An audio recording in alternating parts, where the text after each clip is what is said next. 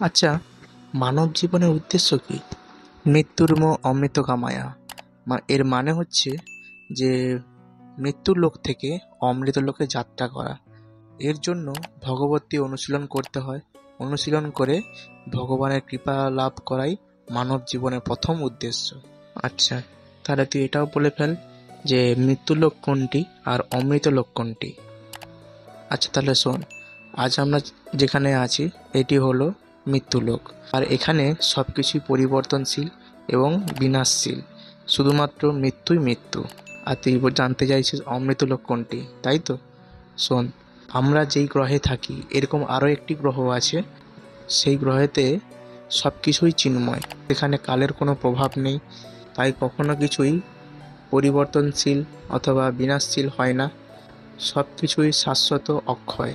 সেখানে জরা ব্যাধি, মৃত্যু, শোক কিছুই ওখানে হয় না। আর এই জন্য সেই লোককে বলা হয় অমৃত লোক, অথবা বলা হয়, তোমরা জানো বলো তো? হ্যাঁ, ভগবত ধাম। সেই অমৃত লোকের সন্ধান জানা আর সেখানে পৌঁছানো মানব জীবনের প্রথম উদ্দেশ্য।